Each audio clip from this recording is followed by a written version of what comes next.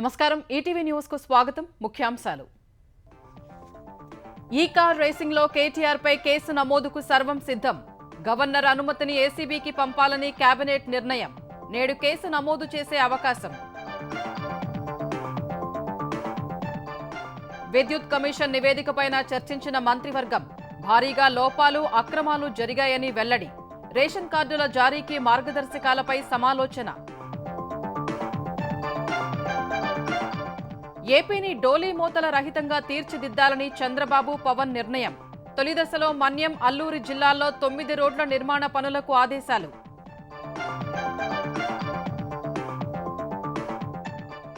AP senior IPS అధికారి సంజయ్పై ACB case అగ్నిమాపక శాఖ డీజీగా నిధుల దుర్వినియోగంపై చర్యలకు ప్రభుత్వం ఆదేశం లోక్సభలో నేడు జమిలి ఎన్నికల బిల్లు ప్రవేశపెట్టనున్న కేంద్రం పార్లమెంటరీ స్థాయి సంఘానికి పంపాలని స్పీకర్ను కోరే అవకాశం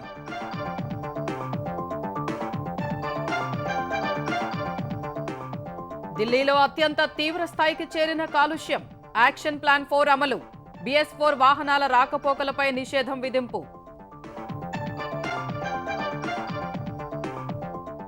అమెరికాలో మరోసారి గర్జించిన తుపాకీ మాడిసన్లోని ఓ స్కూల్లో కాల్పులు జరిపిన మైనర్ టీచర్ సహచరుడిని కాల్చి ఆత్మహత్య చేసుకున్న విద్యార్థి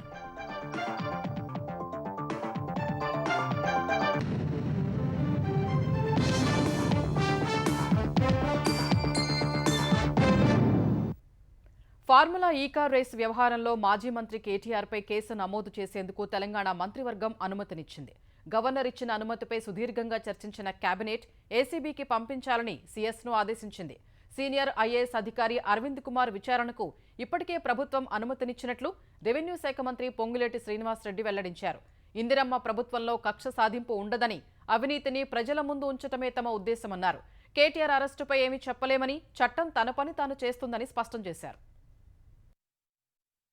అసెంబ్లీ కమిటీ హాల్లో సీఎం రేవంత్ రెడ్డి అధ్యక్షతన సుమారు 5 గంటల పాటు సమావేశమైన మంత్రివర్గం ఫార్ములా ఈ కారు రేసుపై సుదీర్ఘంగా చర్చించింది రేసు సమయంలో పురపాలక శాఖ మంత్రిగా ఉన్న కేటీఆర్ పై కేసు నమోదు చేసేందుకు గవర్నర్ అనుమతిచ్చినట్లు సీఎస్ శాంతికుమారి కేబినెట్ కు తెలిపారు మంత్రి హోదాలో అభియోగాలు ఉన్నందున అవినీతి నిరోధక చట్టం ప్రకారం గవర్నర్ అనుమతి కోసం పురపాలక శాఖ లేఖ రాసింది న్యాయ నిపుణుల సలహా తీసుకుని గవర్నర్ అనుమతులు ఇచ్చారు దర్యాప్తు ప్రక్రియ తదుపరి చర్యలు ఎలా ఉంటాయో కేబినెట్ లో చర్చించారు గవర్నర్ ఇచ్చిన అనుమతిని వెంటనే ఏసీబీకి పంపించేందుకు సీఎస్ కు మంత్రివర్గం అనుమతినిచ్చింది ఫార్ములా ఈ కారు రేసు అంశంలో ఏం జరిగిందో సీఎం అధికారులు కేబినెట్ సభ్యులకు వివరించినట్లు తెలుస్తోంది ఫార్ములా ఈ రేసులో జరిగిన దోపిడీపై కేబినెట్ లో సుదీర్ఘ చర్చ జరిగినట్లు మంత్రి పొంగులేటి శ్రీనివాసరెడ్డి మీడియా చిట్చాట్లో వెల్లడించారు చట్ట ప్రకారం ఏసీబీ దర్యాప్తు కొనసాగిస్తుందన్నారు సీనియర్ ఐఏఎస్ అధికారి అరవింద్ కుమార్ పై కేసు నమోదు కోసం సీఎస్ ఇప్పటికే అనుమతిచ్చారని కేటీఆర్ పై మంత్రి హోదాలో అభియోగాలు ఉన్నందున చట్ట ప్రకారం గవర్నర్ అనుమతి కోరినట్లు మంత్రి తెలిపారు కేటీఆర్ అరెస్టుపై తానేమీ చెప్పలేనని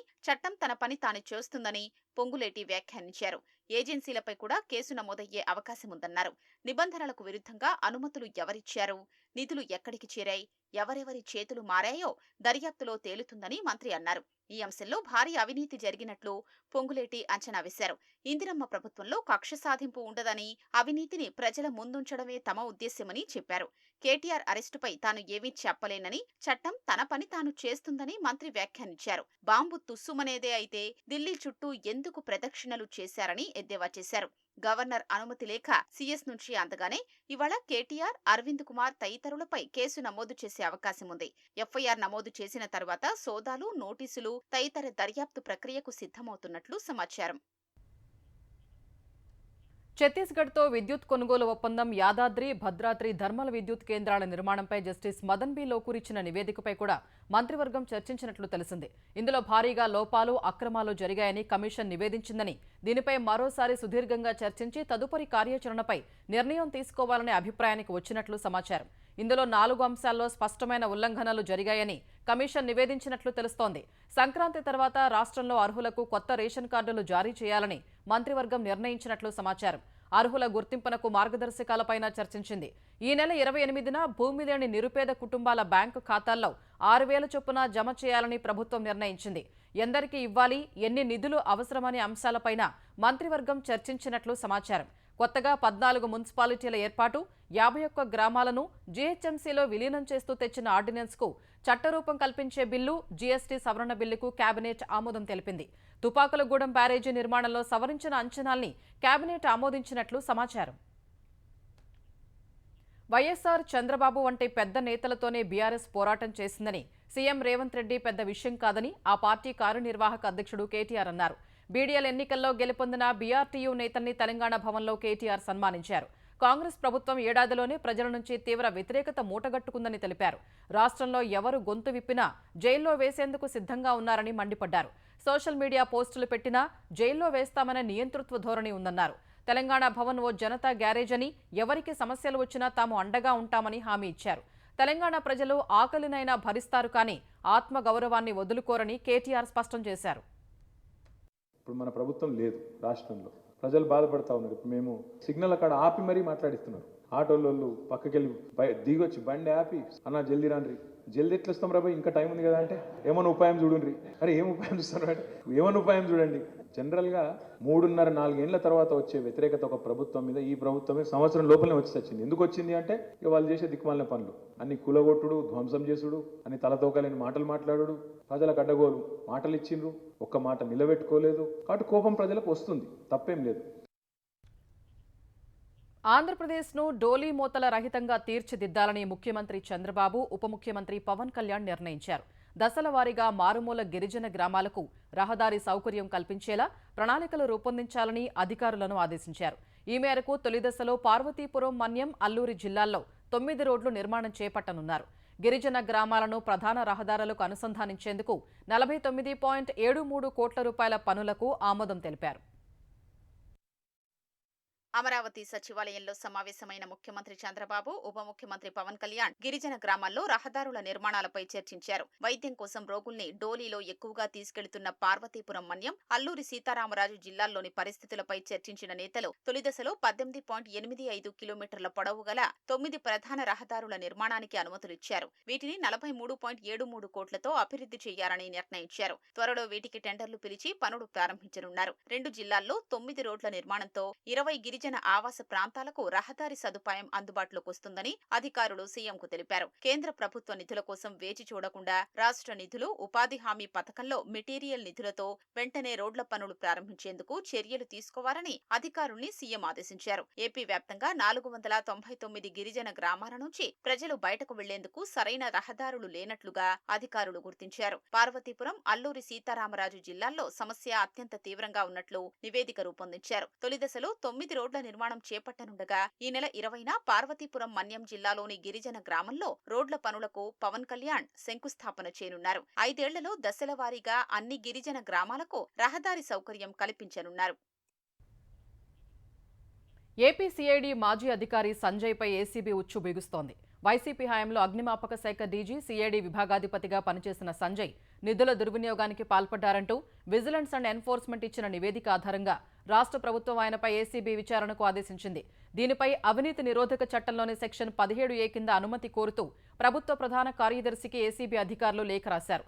అనుమతి లభించిన వెంటనే ప్రాథమిక విచారణ పూర్తి చేసి కేసు నమోదు చేయనున్నారు. వైసీపీ నాయకులతో అంటకాగిన సీనియర్ ఐపీఎస్ అధికారి సంజయ్ పై ఏసీబీ ఉచ్చు బిగుస్తోంది. అగ్నిమాపక శాఖలో ఎన్ఓసీలు ఆన్లైన్లో జారీ చేసేందుకు అగ్ని ఎన్ఓసీ వెబ్సైట్, మొబైల్ యాప్ అభివృద్ధి, నిర్వహణ, 150 ట్యాబ్ల సరఫరా కాంట్రాక్టును సౌత్రికా టెక్నాలజీస్ అండ్ ఇన్ఫ్రా సంస్థకు అప్పటి అగ్నిమాపక శాఖ డీజీ సంజయ్ అప్పగించారు. ఎలాంటి పనులు జరగకపోయినా ఆ సంస్థకు 59.93 లక్షల బిల్లులు చెల్లించేశారు. అలాగే సీఐడీ విభాగాధిపతిగా ఎస్సీ ఎస్టీ అట్రాసిటీ నిరోధక చట్టంపై దళితులు, గిరిజనులకు అవగాహన సదస్సుల నిర్వహణ కాంట్రాక్టును క్రిత్వ్యాప్ టెక్నాలజీస్ కు ఇచ్చి 1.19 కోట్లు చెల్లించారు. అయితే సదస్సులు మొత్తం సీఐడీ అధికారులే నిర్వహించారు. క్రిత్వ్యాప్ సంస్థ అసలు సదస్సులే నిర్వహించకపోయినా బిల్లుల పేరుట నిధులన్నీ దోచేశారు. ఈ 2 సంస్థలకు చెల్లింపులు చేయడం ద్వారా ప్రభుత్వ ఖజానాకు 2 కోట్ల రూపాయల మేర నష్టం వాటిల్లింది. కూటమి ప్రభుత్వం అధికారంలోకి వచ్చిన తర్వాత ఈ మొత్తం వ్యవహారంపై విచారణకు ఆదేశించగా విజిలెన్స్ అండ్ ఎన్ఫోర్స్మెంట్ విభాగం ప్రభుత్వానికి 2 వేర్వేరు నివేదికలు సమర్పించింది. వాటి ఆధారంగా ఇప్పటికే సంజయ్ను సస్పెండ్ చేసిన ప్రభుత్వం మరింత లోతైన విచారణ జరిపేందుకు ఈ కేసును ఏసీబీకి అప్పగించింది. సౌత్రికా టెక్నాలజీస్ అండ్ ఇన్ఫ్రా, క్రిత్వ్యాప్ టెక్నాలజీస్ సంస్థల ఖాతాల్లోకి చేరిన సొమ్ము, ఎవరు విత్డ్రా చేశారు, అంతిమంగా ఆ సొమ్ము ఎవరికి చేరిందనేది ఏసీబీ విచారణలో తేలనుంది. అయితే ఈ రెండు సంస్థలు ఒకే చిరునామాలో ఉన్నాయని, క్రిత్వ్యాప్ టెక్నాలజీస్ డొల్ల కంపెనీ అని విజిలెన్స్ తేల్చింది. ఆ డొల్ల కంపెనీ ఏర్పాటు వెనుక ఎవరున్నారు, ఎందుకు ఏర్పాటు చేశారు, నిధులు ఎలా పక్కదారి పట్టించారనే దానిపై ఏసీబీ వివరాలు సేకరించనుంది. మాజీ మంత్రి పేర్ని నానికి చెందిన గోదాముల్లో రేషన్ బియ్యం మాయం ఘటనలో పోలీసులు, పౌర సరఫరాల శాఖల్లో కొంత కదలిక వచ్చింది. కేసులో ప్రధాన నిందితురాలు జయసుధ విదేశాలకు వెళ్లకుండా లుకౌట్ నోటీసులు జారీ చేసినట్లు ఎస్పీ గంగాధరరావు తెలిపారు. వాస్తవంగా గోదాములో మాయమైన బియ్యమెంతో తేల్చే ప్రక్రియను పౌర సరఫరాల శాఖ అధికారులు ప్రారంభించారు. కేసులో నిందితులు బెయిల్కు దరఖాస్తు చేయగా సోమవారం ఆ పిటిషన్ విచారణకు వచ్చి 19వ తేదీకి వాయిదా పడింది. వైసీపీకి చెందిన మాజీ మంత్రి కుటుంబ సభ్యుల కేసు విషయమై ఇంత జరుగుతున్నా కూటమి నేతలు మౌనం వహించడంపై కార్యకర్తలు విస్మయం వ్యక్తం చేస్తున్నారు. లోక్సభ, రాష్ట్ర అసెంబ్లీలకు ఏకకాలంలో ఎన్నికల నిర్వహణకు ఉద్దేశించిన 129వ రాజ్యాంగ సవరణ బిల్లును కేంద్రం నేడు పార్లమెంటులో ప్రవేశపెట్టనుంది. ఇవాల్టి లోక్సభ అంశాల జాబితాలో బిల్లును చేరుస్తూ నిన్న రాత్రి ప్రభుత్వం నిర్ణయం తీసుకుంది. 129వ రాజ్యాంగ సవరణ బిల్లు, కేంద్రపాలిత ప్రాంతాల చట్టాల సవరణ బిల్లును కేంద్ర న్యాయశాఖ మంత్రి అర్జున్ మేఘ్వాల్ సభలో ప్రవేశపెట్టనున్నట్లు సంబంధిత వర్గాలు తెలిపాయి. ఆ వెంటనే దాన్ని సంయుక్త పార్లమెంటరీ స్థాయి సంఘానికి సిఫారసు చేయాలని స్పీకర్ను అర్జున్ మేఘ్వాల్ కోరనున్నారు. జేపీసీలో పార్టీల బలాబలాల్ని బట్టి స్పీకర్ ఇవాళే సభ్యులను నియమిస్తారు. అతిపెద్ద పార్టీ అయిన బీజేపీకి జేపీసీ చైర్మన్ పదవి దక్కనుంది. సంఘం పదవీ కాలాన్ని తొలుత 90 రోజులుగా నిర్ణయిస్తారు. తర్వాత దాన్ని పొడిగించే అవకాశాలు ఉంటాయి. లోక్సభ, అసెంబ్లీ ఎన్నికలతో పాటే స్థానిక సంస్థల ఎన్నికలను నిర్వహించాలని మాజీ రాష్ట్రపతి రామ్నాథ్ కోవింద్ ఆధ్వర్యంలోని కమిటీ కేంద్ర ప్రభుత్వానికి సిఫారసు చేసింది. స్థానిక సంస్థల ఎన్నికల విషయాన్ని కేంద్రం ప్రస్తుతానికి పక్కన పెట్టింది. లోక్సభ, అసెంబ్లీ ఎన్నికల కోసం రూపొందించిన 2 బిల్లులకు మాత్రం ఈ నెల 12న కేబినెట్ ఆమోదం తెలిపింది. మరోవైపు మంగళవారం తప్పనిసరిగా పార్లమెంటు సమావేశాలకు హాజరు కావాలని బీజేపీ, శివసేన పార్టీలు తమ ఎంపీలందరికీ విప్పు జారీ చేశాయి. లోక్సభలో కీలకమైన అంశాలు చర్చకు వస్తుండడం వల్ల ఎవరూ సమావేశాలకు గైర్హాజరు కావద్దని పేర్కొన్నాయి. దేశ రాజధాని ఢిల్లీలో కాలుష్యం అత్యంత తీవ్రంగా ఉండడంతో దాని కట్టడికి ఎన్సీ పరిధిలో CAQM sub committee graded response action plan 4ను అమలు చేసింది. సోమవారం రాత్రి వాయు నాణ్యత సూచి తీవ్రంగా క్షీణించి 400 పాయింట్లను దాటడంతో సీఏక్యూఎం సబ్ కమిటీ గ్రాప్ 4ను తక్షణం అమలు చేసింది. ఏక్యూఐ రాత్రి 9 గంటలకు 399, రాత్రి 10 గంటలకు 401గా నమోదైంది. ఫలితంగా అత్యవసర సమావేశం నిర్వహించిన సబ్ కమిటీ సుప్రీంకోర్టు ఆదేశాలకు అనుగుణంగా ఈ నిర్ణయం తీసుకుంది. నిన్న పగలు ఏక్యూఐ 350 పాయింట్లను దాటడంతో 3వ దశ గ్రాప్ను అమలు చేశారు. ఆ తర్వాత కూడా మిక్సింగ్ లేయర్ ఎత్తులో గాలి వీయటం భారీగా తగ్గిపోవడంతో తప్పని పరిస్థితుల్లో గ్రాప్ 4 అమలు చేస్తున్నట్లు ఆదేశాలు జారీ చేసింది. దీని ప్రకారం డీజిల్తో నడిచే BS4 లేదా అంతకన్నా తక్కువ గల మధ్యతరహా భారీ వాహనాలు ఢిల్లీలో తిరిగేందుకు అనుమతి ఉండదు. నిర్మాణ, కూల్చివేత పనులపై నిషేధం కొనసాగుతోంది. కేంద్ర ప్రభుత్వం మంగళగిరిలో ఏర్పాటు చేసిన అఖిల భారత వైద్య విజ్ఞాన సంస్థ ఎయిమ్స్ తొలి స్నాతకోత్సవం నేడు జరగనుంది. ఈ స్నాతకోత్సవానికి ముఖ్య అతిథిగా రాష్ట్రపతి ద్రౌపది ముర్ము హాజరు కానున్నారు. రాష్ట్రపతి చేతుల మీదుగా ఉత్తమ ప్రతిభ చూపిన 4 విద్యార్థులు బంగారు పతకాలు, కోర్సు పూర్తి చేసిన తొలి బ్యాచ్కు చెందిన 49 మంది వైద్య విద్యార్థులు పట్టాలు అందుకోనున్నారు. 2015 నవంబర్ 19న మంగళగిరి ఎయిమ్స్ ప్రాజెక్టుకు శంకుస్థాపన జరగ్గా 2019 మార్చి 12న ఓపీ సేవలు మొదలయ్యాయి. ప్రస్తుతం 39 రకాల స్పెషలిస్ట్, సూపర్ స్పెషాలిటీ వార్డులు, 14 రకాల ప్రత్యేక ఓపీడీ క్లినిక్లతో కార్యకలాపాలను నిర్వహిస్తోంది. మంగళగిరి ఎయిమ్స్ ను ఈ ఏడాది ఫిబ్రవరి 25న ప్రధాని నరేంద్ర మోదీ జాతికి అంకితం చేశారు. స్నాతకోత్సవానికి రాష్ట్రపతి హాజరవుతున్న నేపథ్యంలో ప్రభుత్వం కట్టుదిట్టమైన భద్రతా ఏర్పాట్లు చేసింది. ఇవాళ మధ్యాహ్నం 12 గంటలకు ఎయిమ్స్ కు చేరుకోనున్న రాష్ట్రపతి తిరిగి సాయంత్రం 3:30కు విజయవాడ విమానాశ్రయం చేరుకోనున్నారు. అక్కడి నుంచి హైదరాబాద్ పర్యటనకు వెళ్లనున్నారు. కాకినాడ జిల్లా సామర్లకోట మండలం వేట్లపాలెంలో ముగ్గురిని హత్య చేసిన ఘటనలో 8 మందిని పోలీసులు అరెస్ట్ చేశారు. గ్రామంలోని మాల చెరువు స్థలాన్ని ఆక్రమించి ఇల్లు నిర్మిస్తున్నారన్న విషయమై 3 నెలల క్రితమే ఇరు వర్గాల మధ్య ఘర్షణ జరిగిందని కాకినాడ ఎస్పీ విక్రాంత్ పాటిల్ వెల్లడించారు. కుల పెద్దలు, గ్రామ పెద్దల వద్ద పంచాయతీ నడిచినట్టు విచారణలో తేలిందన్నారు. ఈ ఘటనలో బాధిత కుటుంబ సభ్యులు 26 మందిపై ఫిర్యాదు చేశారని పేర్కొన్నారు. పెద్దాపురం డీఎస్పీ శ్రీహరిరాజు ఆధ్వర్యంలో దర్యాప్తు ముమ్మరం చేస్తున్నట్టు ఎస్పీ విక్రాంత్ పాటిల్ తెలిపారు. మాల చెరువు ఏముందో అక్కడ ఒక దాదాపు 4 ఎకర్స్లో ఉంది. సో అది ఆనుకొని విక్టిమ్ ఫ్యామిలీ ఎవరున్నారు వాళ్ళు ఒక ఇల్లు దాదాపు 3 నెలల ముందు కన్స్ట్రక్షన్ స్టార్ట్ చేశారు. దాని మీద మిగతా ఎస్సీలు ఎవరు ఉన్నారో వాళ్ళు పంచాయత్ సెక్రటరీకి అప్రోచ్ అవ్వడం జరిగింది. సో మొన్న ఫ్రైడే నుంచి వీళ్ళు ఫస్ట్ స్లాబ్ ఏముంటుందో అది ప్లాన్ చేశారు, సెంటరింగ్ చేశారు. నిన్న కాంక్రీట్ వర్క్ మొదలుపెట్టే టైంకి వీళ్ళందరూ వెళ్ళి మళ్ళీ అడగడానికి వెళ్ళారు, మీరు ఎందుకు ఆపట్లేదు. ఆ మధ్యలో వీళ్ళు అటాక్ చేసి ముగ్గురు చనిపోవడం జరిగింది. గ్రేటర్ హైదరాబాద్ కాంగ్రెస్ పార్టీ నాయకుల సమావేశం తీవ్ర గందరగోళానికి దారితీసింది. రాబోయే బల్దియా ఎన్నికల్లో పార్టీ అత్యధిక సీట్లు సాధించాలనే లక్ష్యంతో జరిగిన సమావేశం రసాభాసగా జరిగింది. మంత్రివర్గ విస్తరణ జరిగితే తనకు పదవి దక్కాలని అంజన్ కుమార్ యాదవ్ డిమాండ్ చేశారు. 2 సార్లు ఎంపీగా గెలిచి ఒక్కసారి ఓడితే పదవి ఇవ్వరా? మంత్రి పదవి ఇచ్చేందుకు ఎలాంటి రూల్స్ అడ్డం వస్తున్నాయంటూ ప్రశ్నించారు. అంజన్ ప్రశ్నలతో పాటు సీనియర్ నేత విహెచ్ ఒక వర్గానికి వ్యతిరేకంగా చేసిన వ్యాఖ్యలపై పాతబస్తీ నేతలు నిరసన వ్యక్తం చేశారు. కాంగ్రెస్ రాష్ట్ర వ్యవహారాల ఇన్ఛార్జ్ దీపాదాస్ మున్షి సముదాయించిన జిల్లా ఇన్ఛార్జ్ మంత్రి పొన్నం ప్రభాకర్, పీసీసీ అధ్యక్షుడు మహేష్ కుమార్ గౌడ్ నచ్చజెప్పినా నాయకులు కార్యకర్తలు శాంతించలేదు. దీంతో సమావేశం రసాభాసగా ముగిసింది. గాంధీ భవన్ బయటకొచ్చాక కూడా నేతలు పరస్పరం దూషించుకున్నారు. అంతకుముందు గ్రేటర్ ఎన్నికల్లో బలమైన నాయకులకే టికెట్లు ఇస్తామని, కష్టపడి పనిచేసిన వారికి తప్పనిసరిగా గుర్తింపు లభించేలా కృషి చేస్తామని దీపాదాస్ మున్షి హామీ ఇచ్చారు. అల్లర్లు, విధ్వంసాలు జరిగినా ప్రధాని నరేంద్ర మోదీ ఇప్పటివరకు మణిపూర్కి వెళ్లకపోవడాన్ని నిరసిస్తూ ఈ నెల 18న చలో రాజ్భవన్ కార్యక్రమం నిర్వహిస్తామని తెలంగాణ పీసీసీ తెలిపింది. ఏఐసీసీ పిలుపు మేరకు ఉదయం 11 గంటలకు పీసీసీ అధ్యక్షుడు మహేష్ కుమార్ గౌడ్ ఆధ్వర్యంలో నెక్లెస్ రోడ్లోని ఇందిరాగాంధీ విగ్రహం నుంచి రాజ్భవన్ వరకు ప్రదర్శన చేపట్టనున్నట్టు పేర్కొంది. ఈ ర్యాలీలో CM Revanth Reddy, deputy CM Bhatti Vikramarka, AICC incharge Deepa Das Munshi, మంత్రులు, ఎమ్మెల్యేలు పాల్గొంటారని పార్టీ వర్గాలు తెలిపాయి. గోషామహల్ పోలీస్ స్టేడియంలో తెలంగాణ ప్రభుత్వం నిర్మించ తలపెట్టిన ఉస్మానియా ఆసుపత్రి ప్రతిపాదన విరమించుకోవాలని ఆ నియోజకవర్గ ప్రజలు ఉద్యమాన్ని ఉధృతం చేస్తున్నారు. సోమవారం బేగం బజార్లో బహిరంగ సభ ఏర్పాటు చేసిన ప్రజలు ఆసుపత్రి నిర్మాణాన్ని మూకుమ్మడిగా వ్యతిరేకించారు. ప్రస్తుతం ఉస్మానియా ఆసుపత్రి కూడా తమ గోషామహల్ నియోజకవర్గంలోనే ఉందని, మళ్లీ నియోజకవర్గంలోని జనావాసాల మధ్య ఏర్పాటు చేయటమేంటని ప్రశ్నించారు. వ్యాపార కేంద్రంగా ఉన్న బేగం బజార్లో నిత్యం ట్రాఫిక్ సమస్య ఉంటోందని, ఇప్పుడు ఆసుపత్రి ఏర్పాటు చేయటం వల్ల ఆ సమస్య ఇంకా తీవ్రమవుతుందన్నారు. ఇరుకు రోడ్ల కారణంగా అంబులెన్సులు కూడా తిరగటం ఇబ్బంది అవుతోందన్నారు. అలాగే స్టేడియంలో ఉన్న పోలీసు అమరవీరుల స్తూపాన్ని తొలగించడం వల్ల పోలీసుల్ని అగౌరవపరిచినట్లు అవుతుందన్నారు.